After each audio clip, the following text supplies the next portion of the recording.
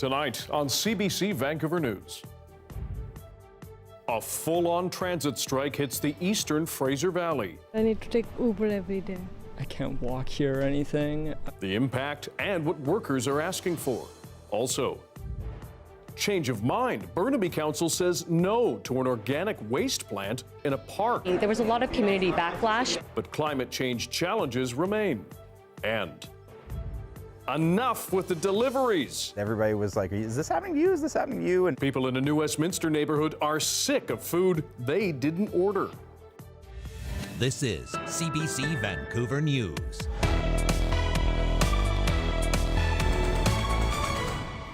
Good evening, I'm Dan Burritt. Thanks for joining us. Anita is away tonight.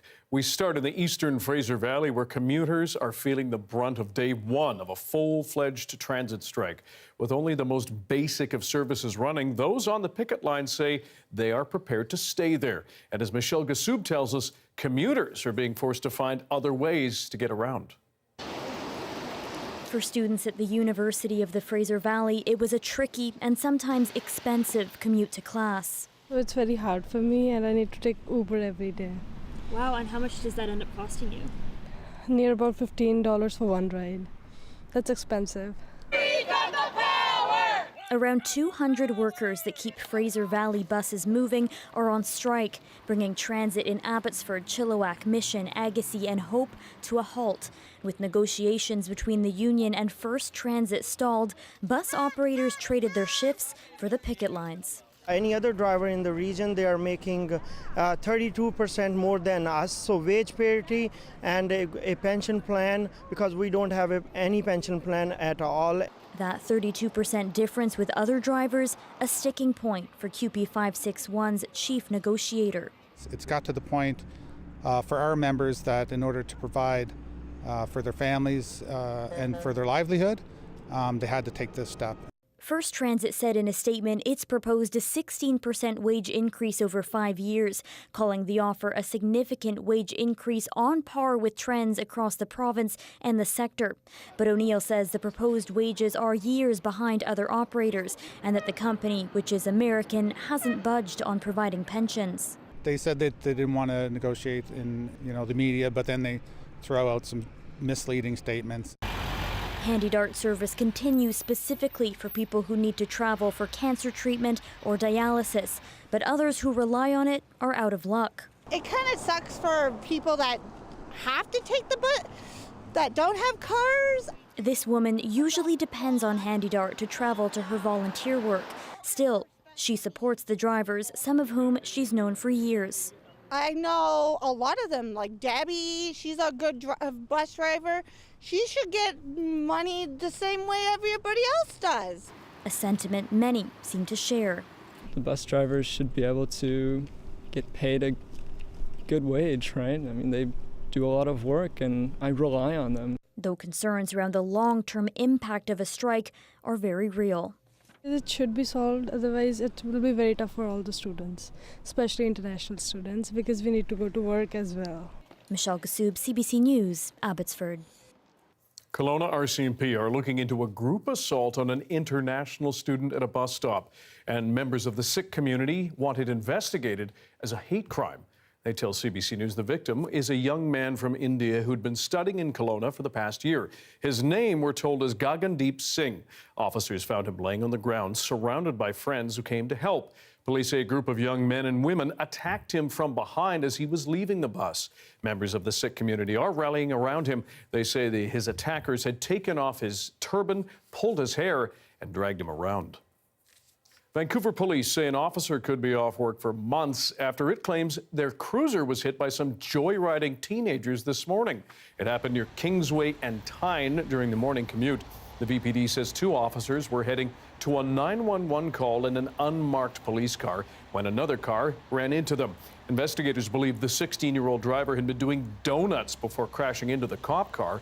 The young driver and 2 teenage passengers were not hurt, but the force says 1 officer has head and spine injuries. The second is recovering at home. The teenage driver was arrested and could be charged with dangerous driving and driving without a license. An organic waste plant is not going to be built in a Burnaby park. In an about-face today, Council has voted to cancel its approval of that project after it ran into a loud public outcry. But as Mira Baines reports, the mayor says climate change challenges are still here. After a weekend protest at Fraser Foreshore Park to save 21 acres of land from becoming the site of an organic waste facility, Burnaby Council voted to kill the plan. It's carried. Thank you very much, and thanks to everyone.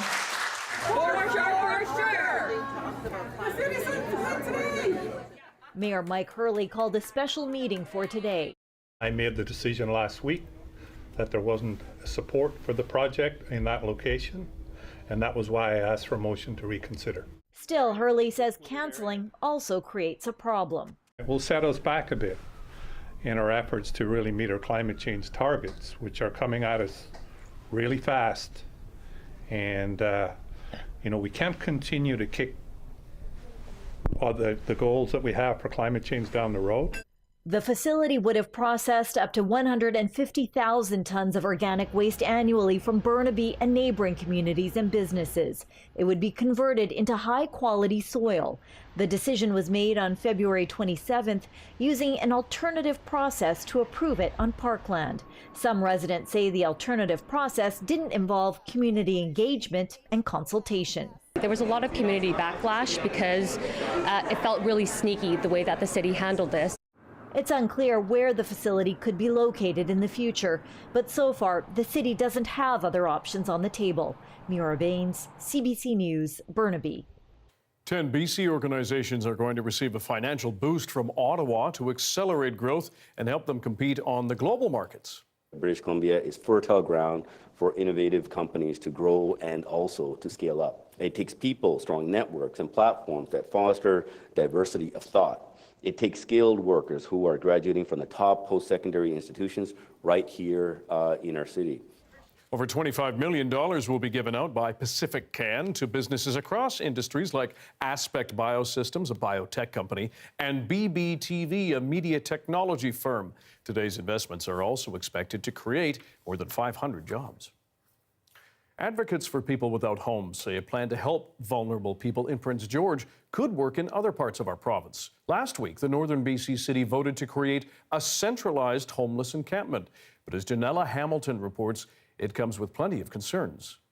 Michael Edward Nardacchione says having a legal encampment where people experiencing homelessness can stay day or night could provide a sense of stability and security. Everyone watches out after everyone else, and there is fewer problems than what we're seeing today, where we see finding dead people downtown, people who have overdosed without having any supervision. A similar plan is being proposed by the city of Prince George. If it passes, overnight sheltering would be allowed at the Lower Patricia encampment called Moccasin Flats by those who use it. Anyone found sheltering elsewhere in the city would be directed to the camp or another shelter. I think it's a great idea.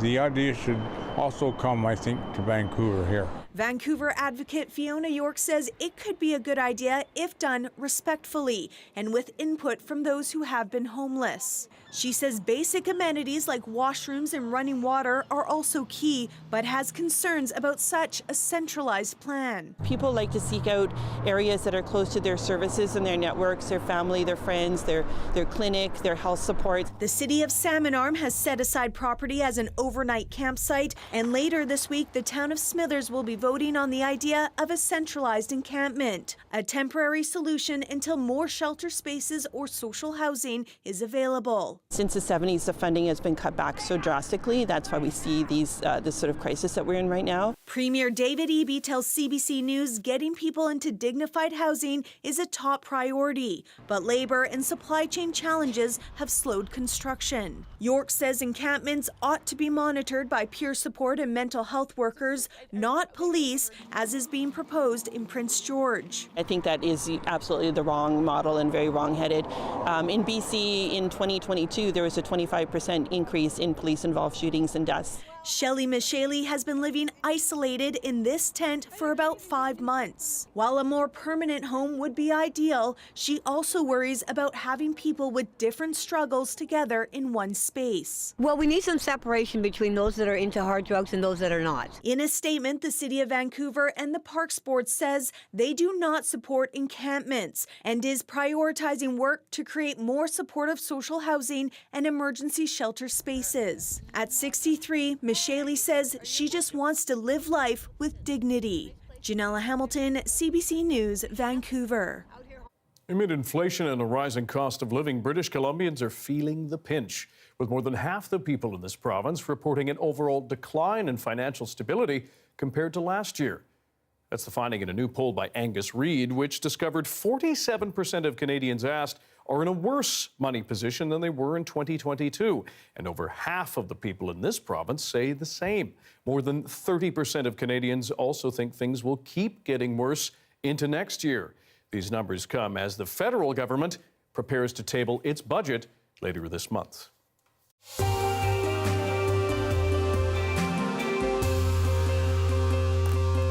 The UN has delivered yet another dire warning on climate change. The window to avert the worst effects of global warming is fast closing.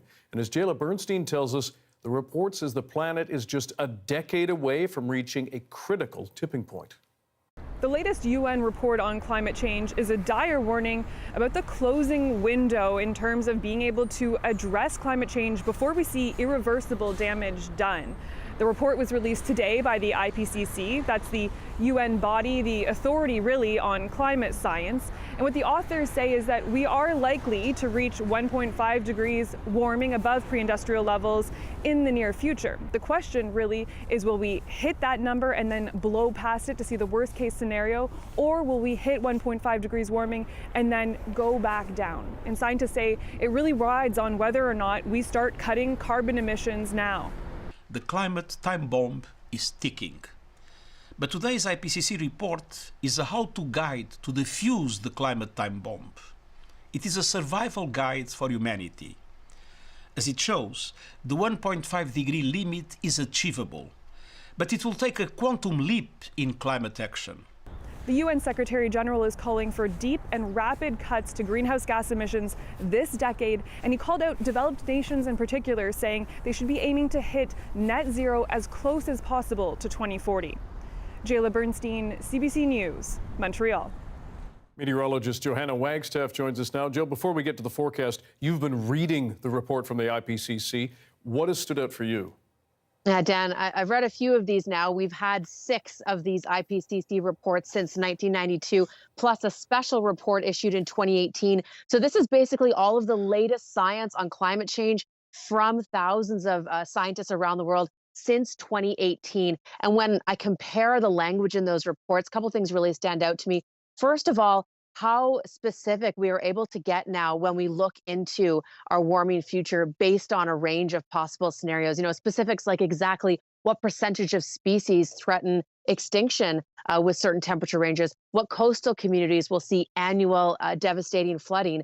But the other big takeaway, Dan, was the optimism. And I know Janella pointed this out in her report, that it is a guideline for how to turn things around before we get to the worst of those tipping points. And since 2018, we have so many more solutions, technologies, and game plans to make that happen. We just have to make it happen much more rapidly. But honestly, it's one of the more optimistic ones, believe it or not, than I've seen. Speaking of optimism, we do have spring weather in the forecast for our first full week of spring. But as I'm coming to you from North Vancouver, it is showering. We were looking for these showers in the radar, and they have appeared. Watch for them to track across Metro Vancouver tonight. You can see them in the green. We're also getting their showers across the southern Gulf Islands, making their way down through the valley as well. Abbotsford and Chilliwack, you're seeing those showers lingering through your Tuesday morning. But Dan, Tuesday afternoon, Wednesday, looking pretty stunning if you're into spring weather. If that's your thing, I've got some of that weather in the forecast. You know, we could probably ask 1 or 2 people. They might be encouraged by so. that. Yeah, I think why so. not? We'll give it a try. Good to see you, Joe. Thanks. You're welcome. Some encouraging news for travelers waiting months or even a year to get a Nexus card, let alone an appointment. The Canada Border Services Agency is going to reopen all Nexus airport enrollment centres by late April. This move is meant to deal with a backlog of thousands of applications to that Trusted Traveler program, due in part to a clash over U.S. agents' right to carry guns on Canadian soil. Now, Canadian border agents will interview Nexus applicants separate from American agents at 8 Canadian airports rather than together as they did before the pandemic. That does mean, though, that if you've applied, you will now have to complete another interview on the U.S. side of the border. And later in the newscast, we'll be talking about travel woes. Aviation expert John Graddick will join us to talk about the risks of flying with low-cost carriers and how you as passengers can be protected. Now, most of us enjoy a free lunch, who doesn't? But some people in New Westminster are fed up with a slew of unsolicited Uber Eats food orders. They say dozens, if not hundreds of packages have been piling up on their doorsteps. And as Yasmin Gandam reports, no one knows who ordered them. 2 bottles of water, a single donut. One of our neighbors here got a bowl of gravy. In just a week, one resident has received more than 30 deliveries of bizarre food items. Either we weren't home and they were just kind of like left on our patio, or like multiple delivery drivers at the same time, like carrying bags, were ringing our doorbell and kind of saying, "Here's your delivery." And I was like, we didn't order any of it. She's trying to do what she can to stop the orders, but they just keep piling up. All of it with someone else's name written on the receipt. And I was like, what is the address to this stuff? And they were showing kind of phone numbers, and the phone numbers were like 505-555-5555. So it kind of didn't make any sense. But this is where they were told to drop. And so, you know, they were able to take it away, but they had no idea what was happening because they're just fulfilling their duties as drivers.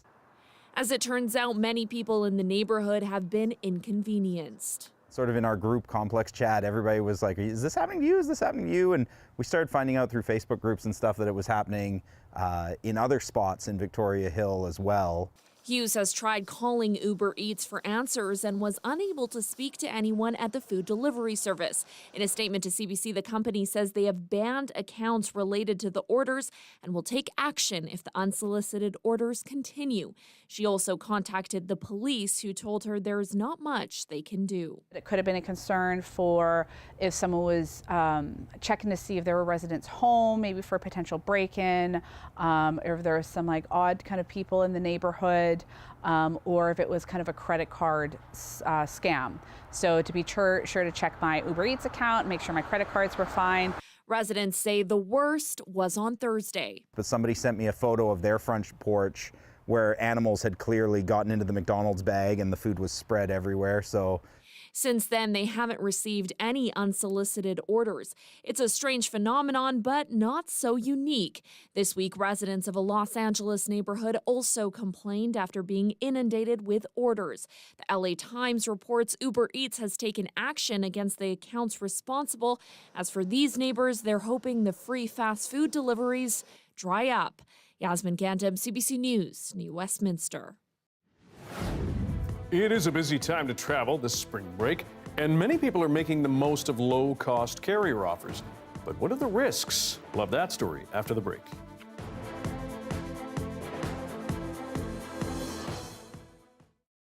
And hello to everyone watching our commercial-free live stream. Thanks for being here. A pair of twin entrepreneurs in Ottawa are campaigning for women to embrace their curly hair.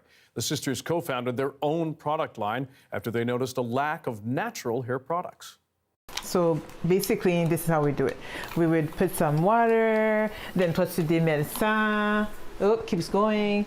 And then you put some gel on it. Give me the gel. Yes. It's like a surgery. Yep. My name is Menjali. And I'm Mijin. Hippolyte. Okay, sorry. Okay. Well, Menjali is my twin sister, and we do everything together. Growing up as a child, you had your natural hair braided, you went to school like that. For most of us, for most Black kids, until you reach about like almost teenage years, and then that marks the time where you're like starting to be this young lady, and so you put the relaxer on and you're really happy, you're looking like everybody else. At one point when I started to work, I felt like I felt even more like I was not like the others. And I wanted to go back to fully accepting who I am. And to me, it was also about my hair. There was a few stories about people that started their own brands. And so she decided she was going to take some classes on how to create natural products. Formulate natural products. And since I was the hairstylist, we were like, okay, I think it works. So let me ask my clients if I can use it on their hair. And they were too happy. They're like, yeah, sure, go ahead. So right now I'm using the conditioner to detangle over here. I just want to make sure that everything is thoroughly detangled. It's really important. And so we started to use it on their hair, and I was like, Mijin, it's ready, let's do this, it's ready. Frisé is curly in French, and so we decided that we're gonna make it a little bit different and put the Z instead of an S. Acceptance is beauty, because we've accepted what we have, and so we're happy. No matter what texture you have, you will no longer run away from the rain. It'll just be like, it's okay, it's okay. It's okay, my hair will be fine because it's curly and I left it the way it was meant to be.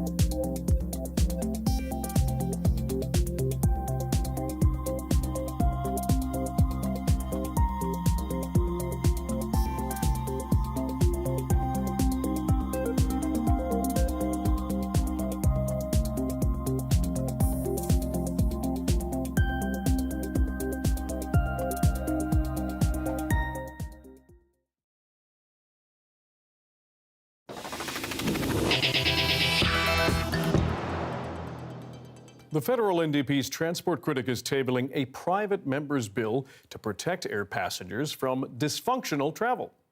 We need to address the major loophole that exists in the Canadian Transportation Act. That's a loophole that allows airlines to deny passengers compensation for situations that are well within their control as companies, and yet they claim are necessary because of safety. Bachrach, who is a BC MP, says current passenger protections are weak and have largely let airlines off the hook for chaotic travel seasons. He wants to introduce changes to the Canada Transportation Act, which he argues would make compensation automatic for delayed or cancelled flights and shift the burden of proof from passengers to airlines. This comes as we're in the middle of a busy spring break travel season. Plenty of people will be flying with low-cost carriers. But passengers who were scheduled to fly, for example, with Flair Airlines had difficulty getting compensation after some flights were canceled after 4 planes were seized. John Graddick is with the School of Aviation Studies at McGill University. John joins us now. John, thanks for being here. You heard Taylor Bachrach there talk about a loophole that allows airlines to avoid compensating customers. What is that loophole? How does it work? Well, the loophole is one where the carriers will have a delay 5, 6, 7, 8 hours.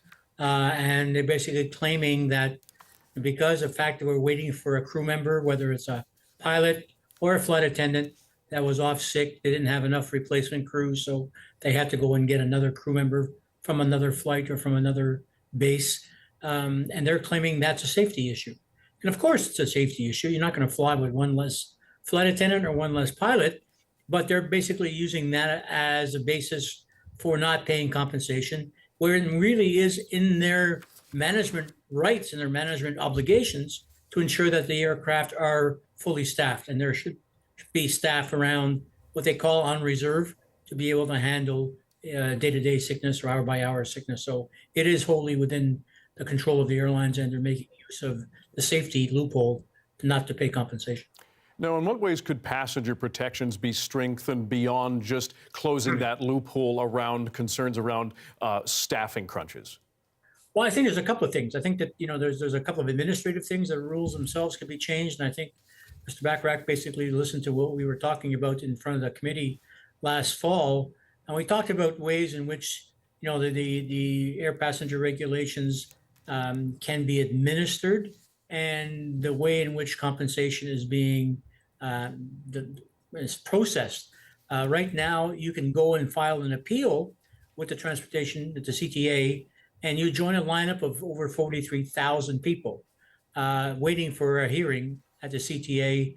And we were basically saying we've got to overhaul that whole process to give a much more cost-effective way of dealing with complaints and with hearings. The telecommunication industry and the banking industry have an industry-funded process that has a 30-day deadline for answering anybody who's making a complaint. And I think because this is still a federally regulated business, we can use that model to make it much more efficient. When it comes to low-cost carriers, are there particular concerns around airlines like Flair and Swoop that better protections for passengers need to deal with? I don't think so. I think that these carriers have an inherent issue in terms of how they design their schedules and how they operate their airplanes.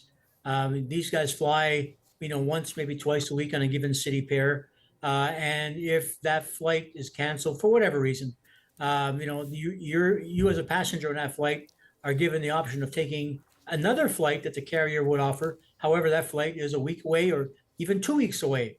So that kind of ruins your whole trip, and you basically are, faced with a cancellation and a refund, but no compensation, right. No penalty for the carrier to do that. Because something to think about as more and more people jet off to wherever they're going in spring break and summer. John Graddick, a McGill University faculty lecturer at the School of Aviation Studies. John, thanks for your time. My pleasure. Have a great evening. In Mumbai, India, there is a neighborhood surrounded by mountains of garbage. There are more than 3,000 in that country, but Dayanar dump is the largest. A decade's worth of waste is sprawled around the area, about 16 million tons worth. And toxic fumes make the search for scraps and plastic, metal dangerous, even deadly. But as Salima Shivji shows us, locals have no choice. It's massive and imposing. A sprawling mountain in East Mumbai, some 18 stories high. Made up entirely of waste, 16 million tons of it. In the hundreds of narrow alleys that wind around the mountain, the trash seeps into life. Piles of plastic everywhere you look. It's literally a way of life for the pickers, who spend hours on end rummaging, finding any bits of plastic or metal that they can sell. Dangerous work full of health risks, but essential for so many here. So it's this way? Yeah, this way. Local doctor Rajesh Prajapati guides me through one of the many paths that lead directly to the garbage mountain. From all over Mumbai, wastes come in this dumping ground. It may be walled off, but there are many ways to get in. They just jump over. Yeah, jump over. You can see that. He's going right now? Yeah. He's coming. Means, yeah, see. Darting in and out of tunnels like this one. The work is painstaking. Wading through the muck of the mountain for possible treasures is one thing. Sorting it and then hawking it, quite another. Johanna Sheikh does it every day, worrying every single minute as she struggles to feed her family with a husband who beats her at home. Her 12-year-old son split his head open after a fall while trying to sell a bag full of salvaged plastics. She's lost 3 of her 6 children to sudden illness, the eldest to tuberculosis, she says, because of the filth they sort and breathe. Still, they do it. If we don't go to the landfill to pick through waste for one day, we starve that day, Johanna says. We barely make enough to get by, leaving her family little choice. That's the harsh reality for those living so close to a massive garbage deposit. The plastic waste and without any gloves, without any masks, what to do?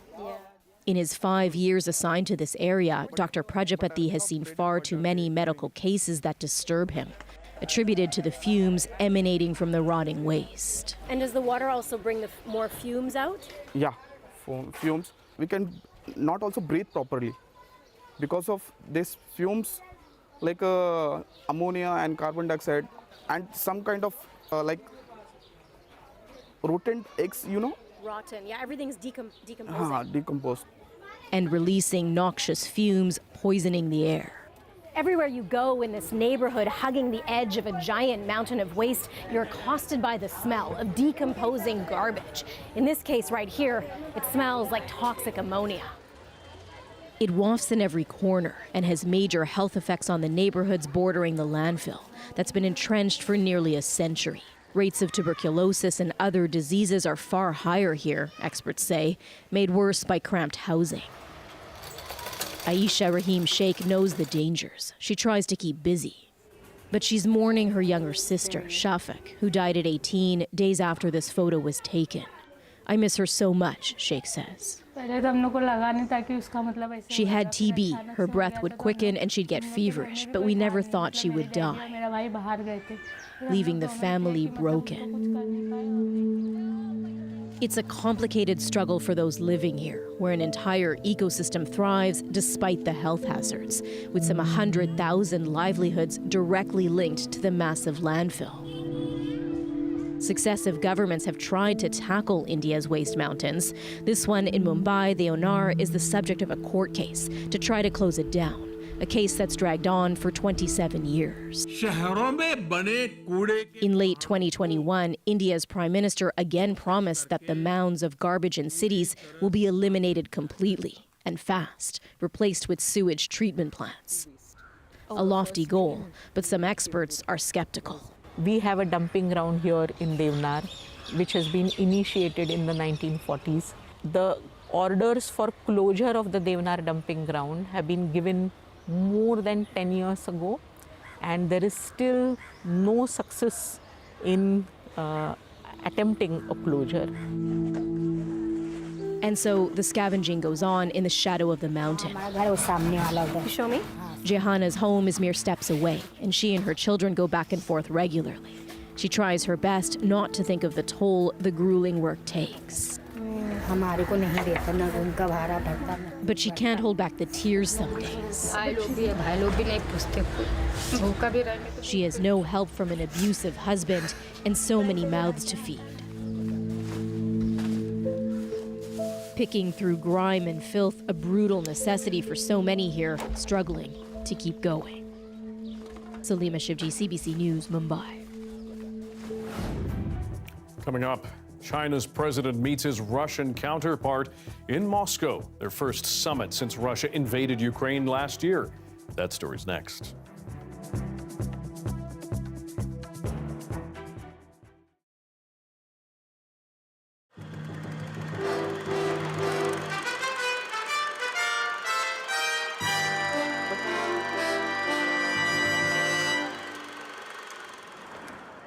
A few peace protesters remain vigilant outside the U.S. Embassy, looking for support and keeping up hope. But across town, two men who know the chances for peace as well as anyone did not appear so confident. In the case that we will have an intervention, let us pray that it will be a short intervention and that we will pay attention to the follow-up after the intervention. I share with the Secretary General my hope now that it will be as short as war as possible. For months, millions have gathered around the world, hoping to prevent war from happening at all. 10,000 of them gathered in Vancouver on Saturday. Many insisted if they shouted loud and long and with enough voices, they would be heard. We're saying no to George W. Bush, no to Tony Blair, and no to this war of aggression. And on Sunday, another 500 gathered, solemn and resolute in their demand for peace. But it's a demand that will go unheeded, according to Ghali, whether it comes from members of the UN or from people on the street. When you are a superpower, when you are inclined not to respect diplomacy, you don't need diplomacy. Andy says if the U.S. decides it doesn't need the UN, it will not just be attacking Iraq, but the strength of the Council as well. This will be certainly a violation of the Charter of the United Nations and will contribute to the discreditation or the weakness of the United Nations. But this small group of protesters remains undeterred and insists even if they can't stop a war, they won't admit defeat. Jean DeVries, CBC News, Vancouver.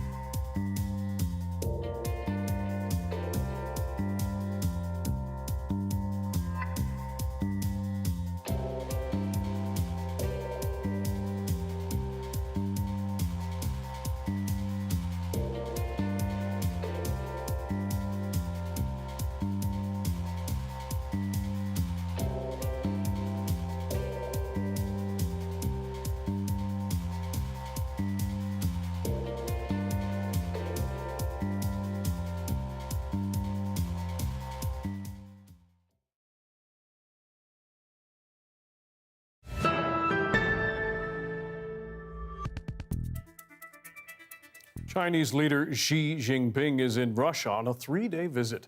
The two countries are looking to strengthen their ties in the shadow of Russia's invasion of Ukraine. But as Briar Stewart reports, Ukraine's Western allies are looking for hidden motives beyond the public glad-handing. President Xi Jinping was greeted by a military band as he landed in Moscow for his 4th state visit, his first since Russia launched its full-scale invasion of Ukraine. President Putin was all smiles as the leaders met at the Kremlin before they heaped praise on each other. Dear President Putin, I always call you my dear friend, he proclaimed. Despite that overture, China is keen to portray itself as neutral when it comes to Ukraine. It positioned itself as a potential peacemaker when it rolled out a 12-point plan last month. We will discuss all these issues, including your initiatives, said Putin. But some doubt China's claims of impartiality. The U.S. has repeatedly warned that China could be considering sending weapons to Russia, though they've seen no evidence it's actually happening yet. We still don't believe that China's taken it off the table. China dismisses those claims. How far, again, is it willing to go in this relationship? Experts say sending weapons would be a big leap in what Russia and China calls its no-limits friendship, because China could be hit with sanctions and relations with the West would worsen further. And I think that the day that China does decide to cross that line is potentially the day that a new Cold War would actually start in practice rather than just in rhetoric. Xi's visit comes just 3 days after Putin was charged by the International Criminal Court with war crimes. But China has referred to that indictment as a double standard. Well, it's another demonstration that China looks at the international order, at international law, as if it were a menu. We'll take this, we won't take that. Putin and Xi met for several hours, including during a state dinner, and more meetings are scheduled for Tuesday. Ukrainian officials have urged Beijing to use its influence with Russia to try and end the war. And China does have more influence over Russia than ever before, because it's one of the few powerful allies it has. Briar Stewart, CBC News, London. The French government has now survived 2 non-confidence motions in its National Assembly over its plans to raise the retirement age from 62 to 64. Opposition politicians are angry about the way the law was forced through without a vote last week. Ross Cullen has more from Paris, where days of demonstrations grind on. Monday marked the latest act in France's political drama, as 2 opposition votes of no confidence fell short of bringing down the government. The Prime Minister defended the reforms and criticised the opposition. These are lawmakers who are denying their role in Parliament. They are claiming that the streets are more legitimate than the institutions. Despite the results, it's not champagne time for the French government. The margin of victory does not restore political stability, and they still face huge opposition to the reforms. If the president has decided that democracy is no longer suffice, well then we say here, along with the entire left-wing coalition, that we will not give up. The government used a controversial but constitutional way to bypass Parliament and get its legislation through, sparking 3 days of civil unrest last week and this weekend. The next day of social action will be this Thursday, with a general strike and mass protests against pension reform due to take place across France. Ross Cullen for CBC News, Paris. The demand for water is ever increasing at a time when supply is running out. More on how the largest reservoir in the United States is in danger after the break.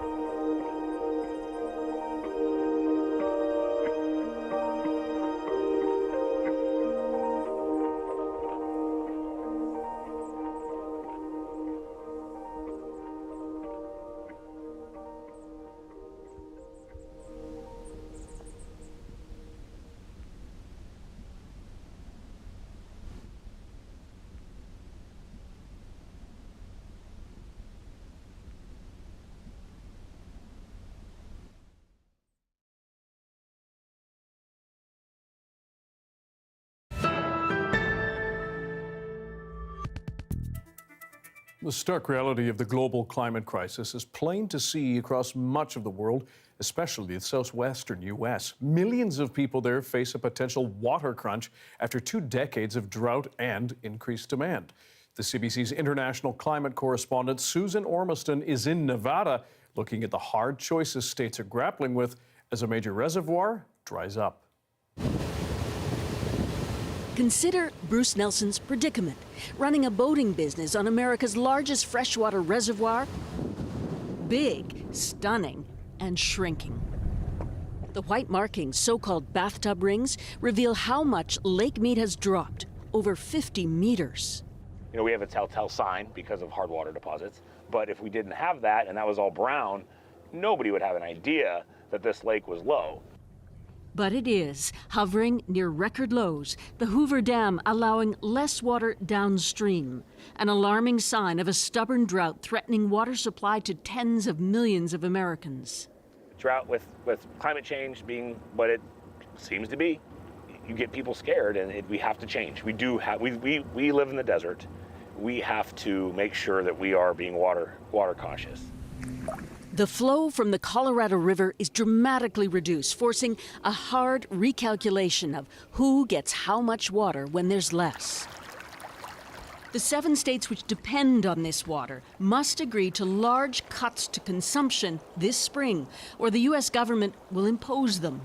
2000 to 2022 is the driest 23-year period on record for the Colorado River. Colby Pellegrino works for the Southern Nevada Water Authority. We don't know what the future holds in terms of climate change. There's a very good chance that what we're experiencing today, and considering historic drought, could be the historic wet period of the next 100 years, which is quite scary. So I think not only are the nation's eyes on us, but the world's eyes are on us. There's no ignoring the signs. Once sunken boats, beached, even exposed human remains, this old marina had to relocate here as the water levels dropped.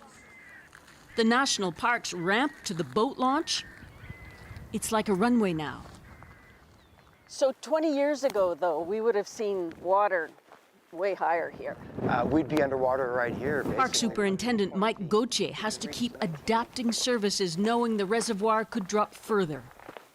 And think of it as a cocktail glass, so to speak. You've got canyons and the rivers at the bottom. So as it fills, the glass gets full and you have more water at the top. But as it goes down, it declines a little faster. The looming fear is Lake Mead could reach what's called dead pool. So low, water can't flow over the dam. There's a lot of smart minds working hard to solve this problem, and there's a lot of hope. It's just going to take some changes, and change is hard for people. Lake Mead is a barometer of the difficult decisions ahead. Joe, we've seen those images before. It is beyond stark. We've read about atmospheric rivers, though, pummeling California. What does that do, if anything, for Arizona and Nevada and other states that depend on that reservoir? Yeah, an interesting question because, you know, as Susan mentioned, Lake Mead is such a barometer for the drought state in the U.S. Southwest. But we have seen relentless atmospheric river cycles. Basically, starting in December, we've had between 9 and 12 atmospheric river events for the U.S. Southwest that have put an end to the exceptional drought conditions in California. And there is another one on its way in the next 48 hours to California with flood risks. But that's not doing anything for the groundwater and the reservoirs. That takes much longer to recharge. And that's why we're talking at least a year before we see any, if any at all, impact to Lake Mead. So very different story when we're talking about snowpack versus groundwater and reservoir refilling. But we are getting some moisture from these atmospheric rivers. Let me show you that latest one that's making its way across the Pacific towards California, really hitting the state hard as we head into Wednesday and Thursday. And with all of the snow that they've seen recently, concerns that this latest warm one will be bringing some snow melt and flooding. We'll be keeping an eye on that. Interesting also in that piece with Susan, hearing an expert talk about the extremes that we're seeing. It's not just the drought years, it's the extreme wet years, something that we are absolutely seeing north of the border as well. Low pressure off our coast, just bringing a few sprinkles right now. I'm feeling them as we speak. And most of Metro Vancouver, keeping that risk for showers in overnight and through tomorrow morning. High pressure, though. Look at that big old H sitting on the Alberta-BC border. That is going to shift westward, pushing the showers and clouds out for a beautiful Tuesday afternoon. Look at this as I get you through to the afternoon. Nothing but sun across the south coast. And that's the story for most of BC for Tuesday afternoon and your Wednesday. Here's Thursday, though. That's the next rainmaker, hitting the coast sort of Wednesday night, sliding down into Metro Vancouver for Thursday. That's our next chance of showers. Lots of sunshine across the province tomorrow, though. Prince Rupert sort of taking the hit for us, though, with showers tomorrow. But Dan, that is not too shabby of a first week of spring forecast, I'd say. Clearing, sunny, above 10 degrees. Double-digit temperatures. Double digits? What is this, spring? You'd think today was spring equinox or something. You're the scientist. Thanks, Joe. You're welcome. Today does mark Nowruz as well, the new year celebrated by the Persian community, among others. But festivities for this year come as ongoing protests and turmoil unfold in Iran. Yasmin Gandam has more on the solemn undertone this year. Free to my Saleh! 6 months of weekly demonstrations. Vancouver's Iranian community has been unrelenting in its support of anti-regime protests at home, following the death of 22-year-old Mahsa Amini after she allegedly wore her hijab improperly. But there is hope with the new year approaching. Nowruz is going to be in the service of the revolution of women's life freedom. The Iranian community is still doing what they can to educate people on the cause, including this business owner. At Bardia Elbegi's restaurant Dilara, his food is a gateway to talking about bigger issues.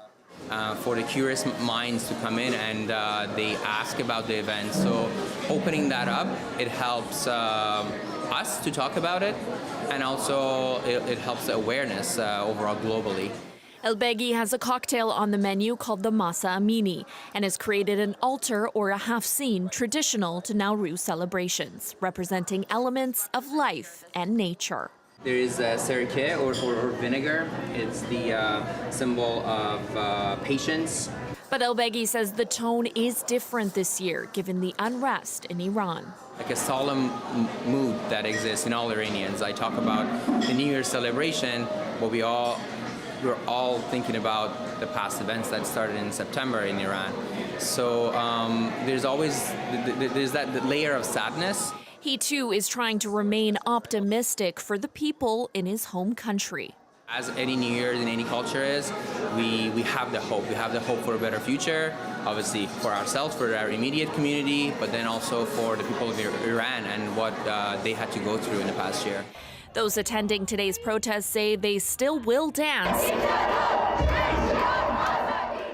and sing to celebrate in defiance. And that's what the Islamic regime doesn't like. They don't like people be happy. And that's what we're going to do. We're going to dance, we're going to enjoy the music and fight this regime as much as we can. And with a new year on the horizon, they hope peace can be too. Yasmin Gandam, CBC News, Vancouver.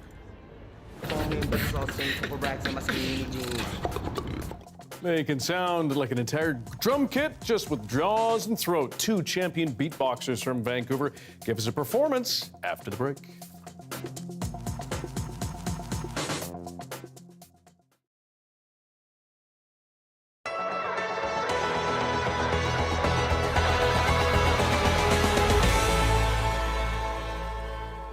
The Notre Dame neighborhood sits in the shadow of the Horn Foundry.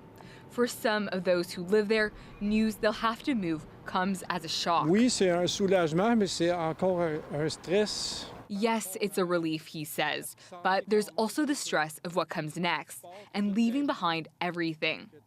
Another resident says this was an affordable neighborhood. On s'entend, ça c'est un autre stress de plus de trouver un logement. He says it's already hard to find a place. Félix B. Desfossés lives just outside of the 200 household buffer zone with his son. He says Notre Dame has a huge cultural community that risks disappearing. Didn't really think what type of scars this is going to leave in the landscape, but also in people's lives. They will have to move. They will see this neighborhood from now on as a place that has been sacrificed. The Foundry's parent company, Glencore, will buy back the land, while Quebec is investing $88 million to help people relocate and diversify the local economy. Une aide financière sera destinée aux locataires et aux propriétaires. The Municipal Affairs Minister says the money will go directly to homeowners or tenants, and a new neighborhood will be built that will take years. The foundry will be required to reach an arsenic emission ceiling of 15 nanograms per cubic meter within 5 years. The goal is to eventually bring it to the provincial norm of 3. Techniquement, on peut pas le compresser plus. Its parent company, Glencore, says it can't move faster. With this plan, some residents have accused the government of putting a corporation before local residents. Still, the local MNA insists it's a good move, and residents of the neighborhood are being offered a better future. Chloe Rinaldi, CBC News, Montreal.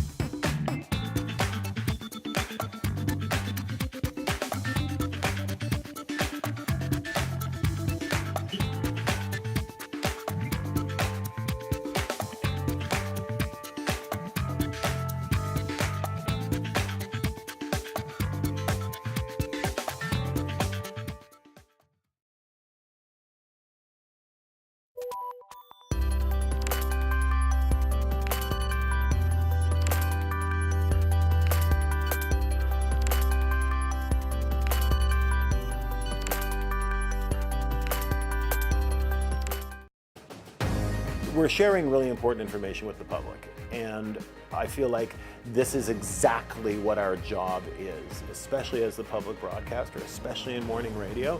That's incredibly important. Land Back is a CBC original podcast where we uncover land theft in Canada and look at how Indigenous people are taking it all back. Land Back is out now on CBC Listen or wherever you get your podcasts. The Canadian Beatboxing Championships were recently held in person after a 4-year hiatus, and 2 Vancouver performers placed first in the solo and tag team categories, respectively. Maurice Katz spoke with the duo and even got a live performance. West Coast. That beat, those aren't drums, and that's no DJ. These are Canada's beatboxing champions. They're gearing up to represent Canada at the World Championships in Berlin. It's singing, but it's also percussion. It's very unique because percussion is very much not sequential, but beatboxing is literally like one sound after another. So I would say, yeah, it was just like a very vocal, produced art that's also very human as well.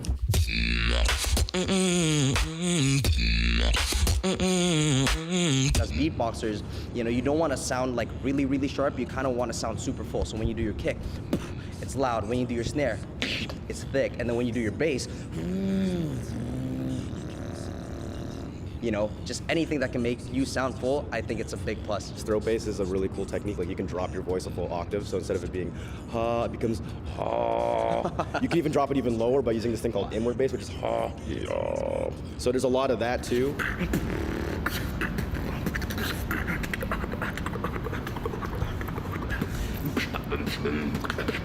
I've been competing at the Canadian Championships for like around 3 years, and every single year we've been trying to win our national championship in tag team, and every single time we failed, except for this year. We both really wanted it. We both kind of just fed off of each other, trying to have that like competitive advantage, and we took it home.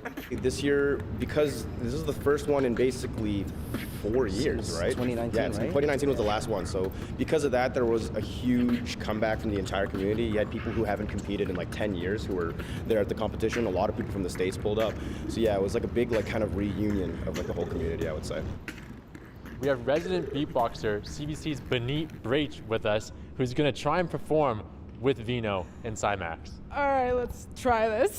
Okay, you start off.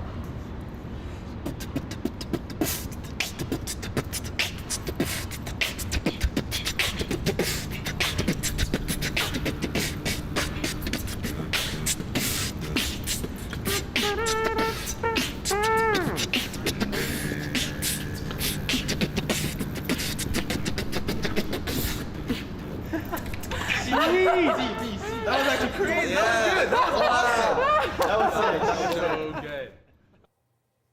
That's why you hire professionals. Beneat, we didn't know you had this talent. You got to show it off next time. Beyond that.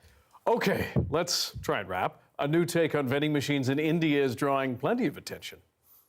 I came to visit here and I ordered a chicken biryani, and the experience is too good and the biryani is too hot. The company behind this food spot says it's the first one in the country to automatically dispense fresh food this way. Customers browse through a computerized menu before choosing their biryani with a price range that starts around $3.25 Canadian. The biryani is packed and ready in less than 5 minutes. I still can't get over Beneat beatboxing. Forget it. That's our show for tonight. Thank you for joining us. You can find this newscast online at CBC Gem, our free newscast. And Janella Hamilton will have your late news at 11 o'clock right after the National. Good night.